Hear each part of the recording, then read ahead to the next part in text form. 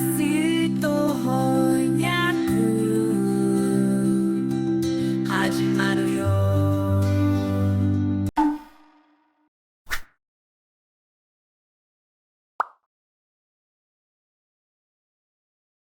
皆さんこんにちは、花です。今日メダリストエピソード4を見ています。本当に楽しみです。先週の質問は、私の好きなアニメキャラクターが誰だと思いますか？答えはかまど炭治郎です。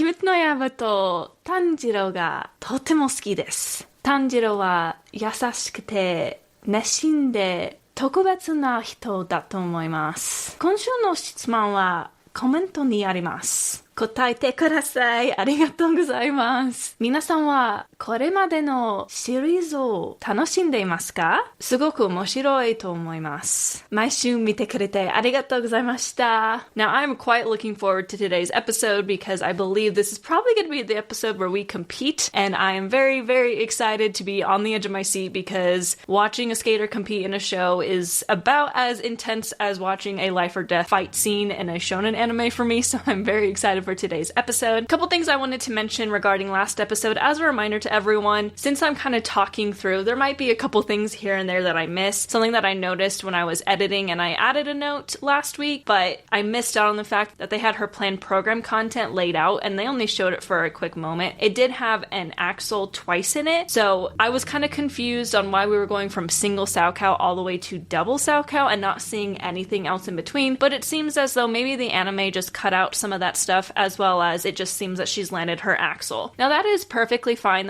It's an okay way to go. Skaters who are a little bit older and a little bit more talented can sometimes land an axle very quickly. I think just for me as a figure skater watching that, I would have loved to have seen her have a moment of landing an axle because it is a very big moment for a figure skater in their life when they do land that axle. So I was kind of surprised we just skipped over that, started working on a double Saokao, and then realized that the flying sit spin, if she gets her levels on it, it'll be worth more than the jumps, which is very, very true. So probably just kind of it cut it out. I think I will read the manga once the season ends, and I will stop at where the anime ends so I don't spoil myself for future and can continue to react to this. But just from my perspective, that's kind of what I gathered from what happened. Obviously, Inori is working off of a very strict deadline, and it's not very long, so she has to kind of prove herself. And when that happens, a skater can tend to maybe move through things a little bit faster. However, just calling it like I see it, it's not super common for a skater to land an axle within the first couple of months of really taking things seriously. It can happen, it's just not super common, and I wish we could have at least seen her working on it and land it, because we just skipped over such an integral part of a skater's life is working on that axle. So that was really my only issue with the last episode, but they've been doing a really good job so far at keeping things very realistic outside of that, and I'm really excited to see what happens next and see what happens while we compete.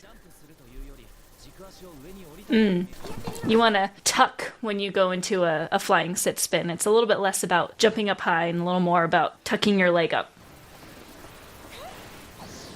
Nice. A flying sit spin like that is really hard. And she's not traveling. Good job, Inori-chan. Yes, she did. For sure. So she was in junior. Wow. She got really far. That's really sad.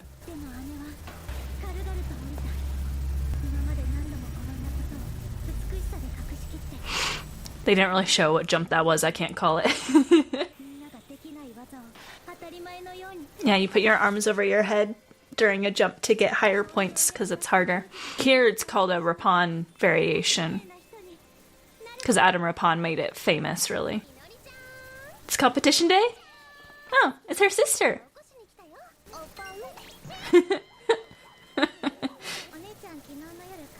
Oh, she's in Canada. Oh, she came all the way back to watch her compete?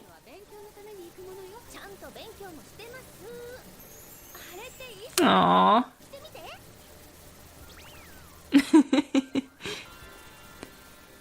Yay! It looks so good on her! Putting on your dress for the first time. This is bringing back so many memories for me. She's scared. I think she's more scared than anything. Aww. I'm like getting nervous thinking about competing. Yeah, it's terrifying. You like get to the rink and it's a very different atmosphere than usual, and it's like, oh, it's like a whole experience. You love it, but you hate it because it's so nerve-wracking. She's got even cat ears. Her hairstyle's cute. You can't really skate with so many wispies in your face, though. You have to pull it all back, otherwise it gets in the way. There's some skaters that push back against that, but especially at that level, you should have your hair completely pulled back with lots of hairspray. He looks so excited. Oh, they're so cute. It's a very wholesome teacher-student relationship. I love it.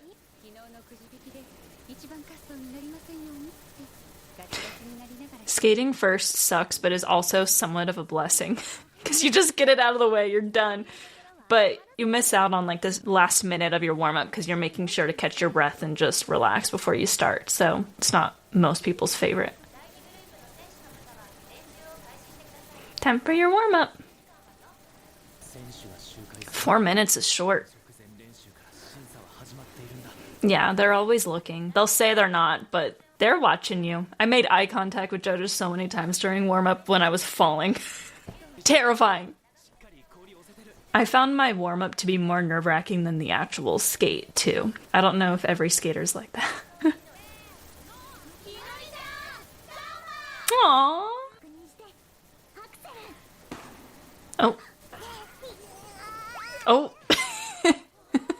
That was an overdramatic fall. It's okay, get it out on warm-up. Sometimes the greatest skates come from a horrible warm-up. Better to do it then than during the actual event. That can also happen. When I was competing, there was one rink that I hated competing at because every time I got on that ice, it felt completely different than my home ice. And I think it's because they kept it a lot colder, so it was a lot harder. But every time I got on the ice, it genuinely felt hollow, and it was so strange. So I hated competing there. I almost never skated that well because the ice was so different from what I was used to. It genuinely just completely threw me off and made me so uncomfortable that it was nearly impossible to just skate clean because the whole time you're not only nervous, so when I get nervous, my legs get super shaky, my heart starts pounding, my stamina goes down, which is not good. None of those are helpful to be able to compete well, but also I would just feel uncomfortable because of the ice. Not every rink is like that, but it is part of the mental game of competing is going to these other ice rinks and being able to compete on ice that you're not used to in an environment you're not used to when you're already dealing with the stress of competing in general. There's so much involved in it. It's terrifying. I don't know why we love it so much because it's genuinely so difficult and can sometimes push you into tears. You're so nervous, but I don't know, figure skaters love the adrenaline, I guess. But just get it out of the way in your warm-up. If I had a really good warm-up, I'd actually be a little bit nervous. Okay, you need to stop doing that. You only have 4 minutes. Just move on. Whatever happens, happens.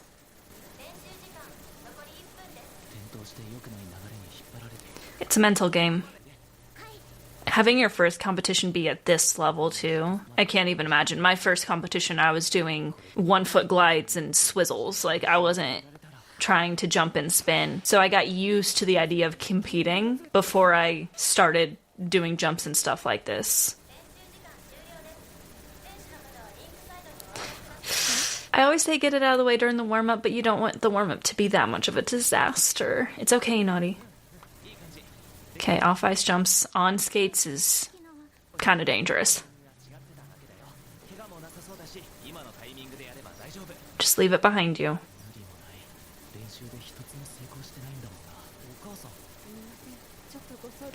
No, right before she skates.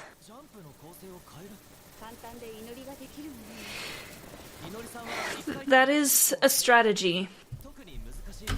So when you're competing, if you go out and you do jumps that you know you can land perfectly. So when it comes to a jump, they have a base value, and the base value is based off of how difficult it is. So of course, if it's more difficult, the base value is going to get higher. But there's something called grade of execution, or in short, GOE, where how well you perform it, the judges will either take away points if it's performed poorly or add points if it's performed well. So there is a strategy when it comes to skating where if something's not working out, even though this is the more difficult jump that's going to get you more points, if you were to do the more difficult jump and then fall, not only are you getting negative grade of execution on the jump, so you're getting, depending on the jump, it's always based off of the base value, but let's say you fall in a single axel, you're going to get a base value of about 1.1 when I was skating, and then if you fall, you get about half a point taken off of it, plus you get 1 point deduction automatically from your total score for hitting the ice, for falling. So if you were to take that out because it's not going well and then skate a clean, beautifully done single Lutz, which is worth, when I was skating, I think 0.8, so about 3/10 lower than an axel, but you do it well, so you get positive grade of execution, so you're almost the same as a single axle by itself, plus you're not getting the 1 point deduction, it can actually end up being a good thing for you. And while another skater might go out and skate perfectly clean with the higher elements, they're obviously going to beat you. There is that gameplay where it's like, are you going to go out and attempt the difficult jumps but end up losing more points than if you just did the easy jumps? You have to decide. So it'll be interesting to see what they decide here. I'm not a fan of the mom pulling the coach aside in between the warm-up and the competition. That is, as a coach, if one of my kids' skaters tried to do that, I would say, no, you're leaving your kid alone until they compete. It's just her and me down here. In fact, most rinks, at least here in America, there's strict policies. Once you get down in what we call the tunnel, which is, through the doors and by the rink, there are no parents allowed. It is just skaters and coaches allowed, because even if the parent means well, it can terrify the skater so much and add so much more pressure to have the parent walk up and try and talk them through it. This is not helping with her mental game.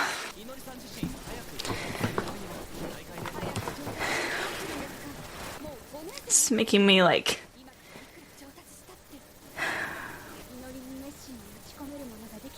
I think she wants her to.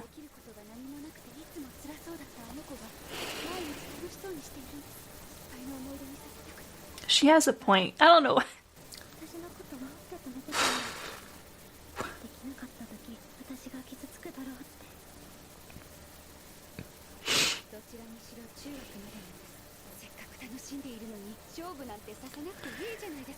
Part of the reason why she's struggling so much is because of that expiration date you've given her, though.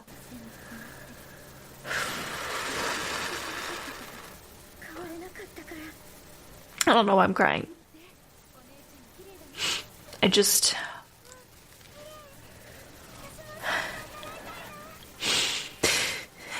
do it.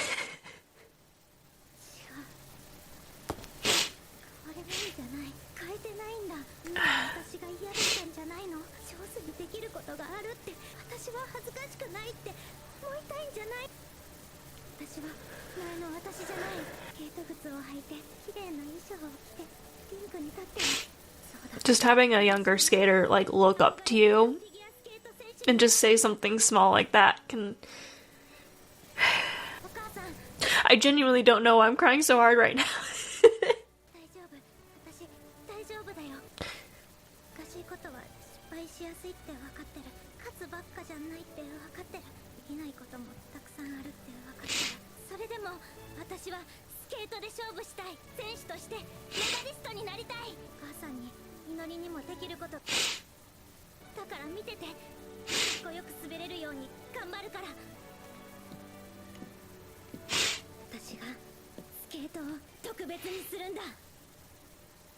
I was scared that was the end there for a second. Yep. You gotta have that thing to hold on to, something to ground you right before you compete. You got this, Inori. A warm-up doesn't define you.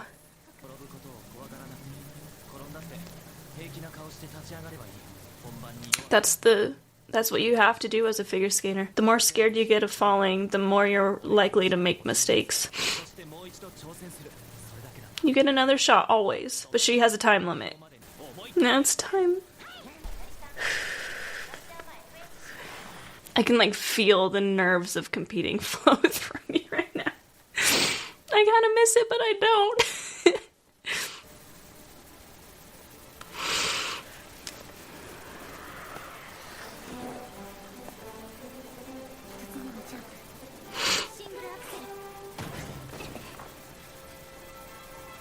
Come on, Inori, you can do it.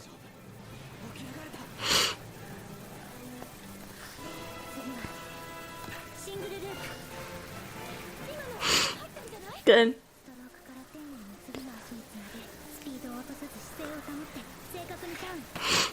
Let's.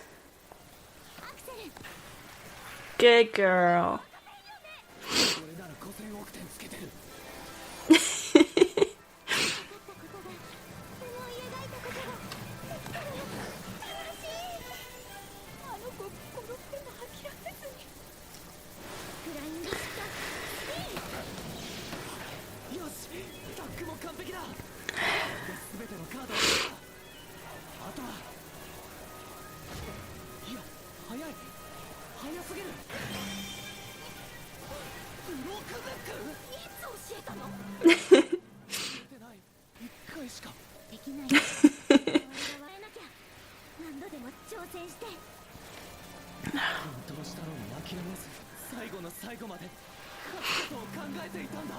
Getting your levels. Levels and spins are so important. Can make up for that fall easy.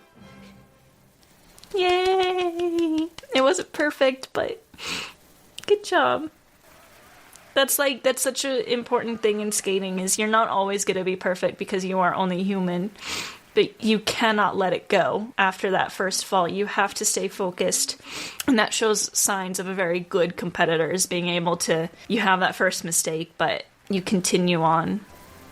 You did it, Inori!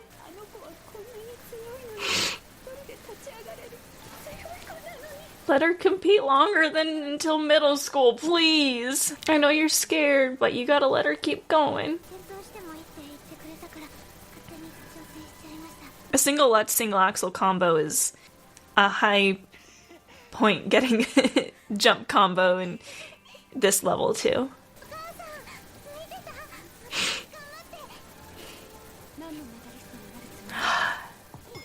This episode's getting me.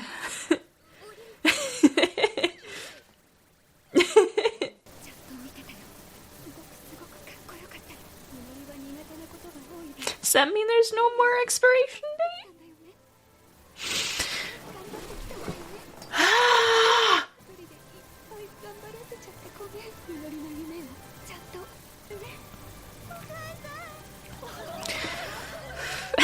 Same.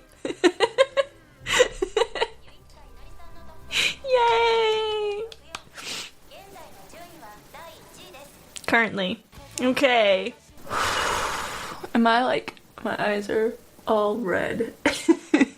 I got very enwrapped in that, so I didn't really pause it to explain anything, but I think I only did it once, actually, so there's that. I feel like there wasn't a ton to go over in this episode, more just talking about how it is, you gotta be careful when you're competing, but it's also very difficult to decide that after a bad warm-up. Usually what happens, if someone decides to water down their program because of things not going well, is usually because like the practices that are leading up to the competition, whether that be like the week before, or if you're already at the competition, let's say you traveled, so you have a couple practice ice sessions while like in a different city. If those aren't going well, you water it down. But usually in between a warm-up and the actual skate, you just gotta do it, because the warm-up is very nervy. The warm-up is very scary. It's like a different environment than actually going out and competing. I consistently was way more nervous about the idea of the warm-up than the actual competition itself. There's something about the warm-up for me as a skater that was just so terrifying. So you sometimes will have a really bad warm-up and then have a good skate. Sometimes you'll have a really good warm-up and a bad skate, and sometimes it's somewhere in between. So it's definitely terrifying if it just goes completely horribly, and I think her mom had...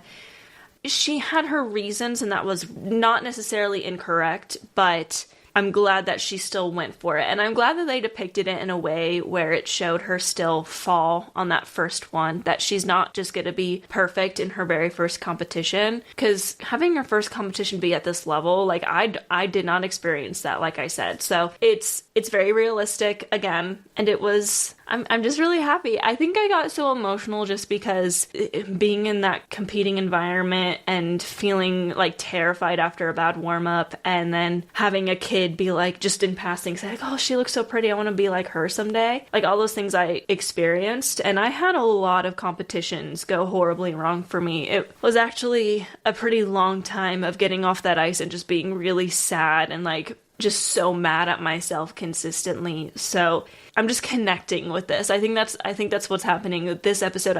It made me the most emotional because just it called back to my time competing. So I'm babbling. That got me. I don't know why, but that really got me. But I need tissues and I need to take a deep breath and say, we're gonna end the video here and go on to next week. By the way, y'all, so I've seen quite a few of you comment asking me to react to Yuri on Ice. So I have actually seen that anime. Fun fact, Yuri on Ice was my very first anime ever. I watched it when it was coming out in 2016, long before I became an anime fan of any kind. I didn't actually start watching anime until 2020, but in 2016, when Yuri on Ice was coming out, was when I was still competing and very active in figure skating fandom stuff, and all the figure skaters were talking about it, so I watched it. So, long story short, I have seen it before. However, I have not watched it since 2016, which was almost 10 years ago already. So if you would like me to do a series on that, where it's not technically my first time reacting, I don't remember a ton about it, but I can react to it again, and again, make it a little bit more informational, like Medalist has been so far, although today wasn't super informational, I apologize. Let me know in the comments below if you want me to do that.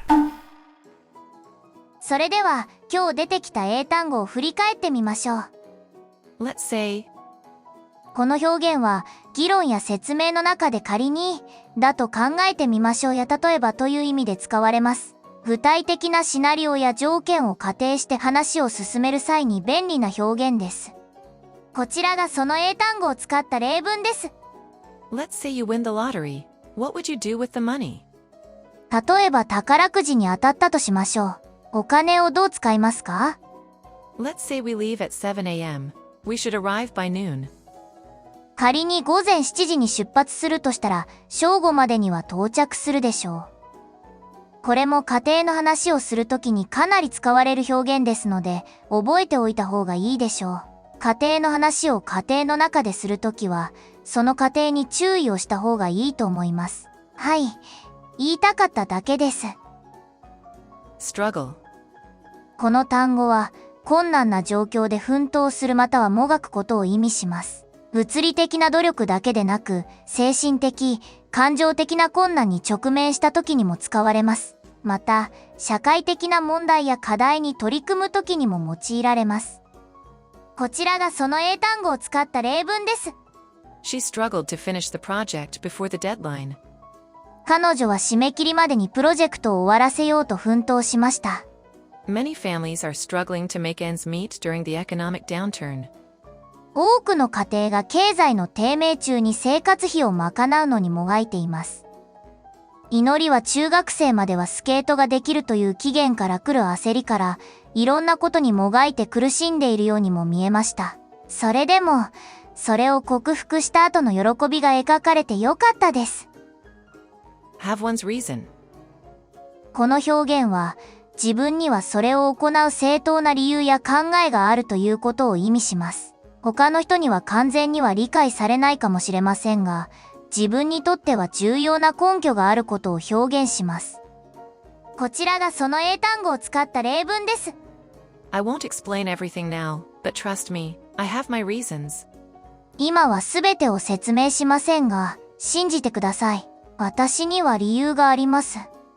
She refused to join the event, and I'm sure she has her reasons. 彼女はそのイベントへの参加を拒否しましたが、きっと彼女なりの理由があるのでしょう。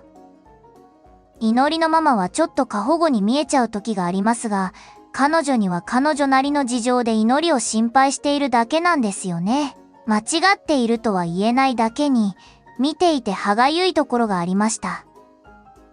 Look forward to. この表現は、未来の出来事や予定に期待しているまたは楽しみにしていることを意味します。特に、待ち遠しいイベントや約束について話すときに使われます。フォーマルでもカジュアルでも使える便利な表現です。こちらがその英単語を使った例文です。I'm really looking forward to the concert this weekend. 今週末のコンサートを本当に楽しみにしています。We look forward to hearing from you soon. 近いうちにご連絡いただけることを楽しみにしています。今回はいよいよ大会本番ということで楽しみにしていた人も多いと思います。けどなんと今回は大会の前半だけでした。後半ではどんな展開になるのか本当に楽しみですね。Deadline. この単語はタスクやプロジェクトを完了しなければならない締め切りや期限を意味します。仕事や学校など時間の制約がある状況でよく使われます。締め切りに追われるストレスを表現するときにも使われます。こちらがその英単語を使った例文です。The deadline for submitting the report is Friday. その報告書の提出期限は金曜日です。I need to finish this assignment before the deadline. 締め切りまでにこの課題を終わらせる必要があります。祈りには中学生までは親がスケートをやるのを許してくれるという期限があるので、焦る気持ちも相当にあるでしょうね。で、今回その期限がなくなったんでしょうか。ぜひそうしてほしいですがね。Look good for. この表現は、ある状況や出来事がにとって良さそうであるまたは有利に見えることを意味します。ポジティブな結果や期待に合致しそうな場合に使います。今回は似合うという意味で使われました。こちらがその英単語を使った例文です。The weather looks good for our picnic tomorrow. 天気は明日のピクニックに良さそうです。Things are looking good for her chances of getting the promotion. 彼女が昇進する可能性は高そうです。祈りのために用意されていたフィギュアスケートの衣装は彼女に似合っていてとっても可愛かったですね。なんというか、この作品の女の子って何がとは言いませんが、くすぐられるものがありますよね。Catch one's breath. この表現は、激しい運動や興奮の後に息を整えるまたは一息つくことを意味します。物理的な意味だけでなく、忙しい状況で一時的に休憩を取る場合にも使えます。こちらがその英単語を使った例文です。After running up the hill, I had to stop and catch my breath. 丘を駆け上がった後、立ち止まって息を整えなければなりませんでした。It's been such a busy week. I need a moment to catch my breath. とても忙しい一週間だったので、ちょっと一息つく必要があります。本番前の練習でミスをしても、落ち着いて息を整えることが大事だという話がありましたね。とりあえず皆さんも、落ち着いて、紅茶でも飲みましょう。Whatever happens, happens. このフレーズは、結果を心配しすぎずなるようになるという考え方を表します。コントロールできない状況に対して楽観的または冷静に構えるときに使われます。特に予測できない結果を受け入れる際に用いられるフレーズです。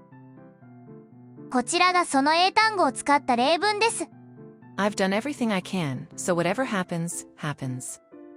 できることはすべてやったので、あとはなるようになるさ。We can't control everything. Whatever happens, happens. すべてをコントロールすることはできない。なるようになるよ。ちなみにこれ、辞書で引いたらケセラセラって最後の方に出てきました。まあ人生、人間ではどうしようもできないことの方が多いので、肩の力を抜いて生きていきましょう。Disaster. この単語は、自然災害や事故などの大きな被害や大惨事を意味します。地震や洪水のような自然の力によるものだけでなく、計画やプロジェクトの大失敗にも使われます。また、比喩的に日常の小さな失敗を誇張して表現する場合にも使用されます。こちらがその英単語を使った例文です。The earthquake was a devastating disaster for the entire region. その地震は地域全体にとって壊滅的な災害でした。The event was a complete disaster due to poor planning. そのイベントは計画が悪く、完全な大失敗でした。本番直前の練習で調子が悪かったとしても、息を整えて落ち着く必要があるという話がありましたね。なんかさっきも同じような話をしたような気がしますが、これもきっと気のせいですね。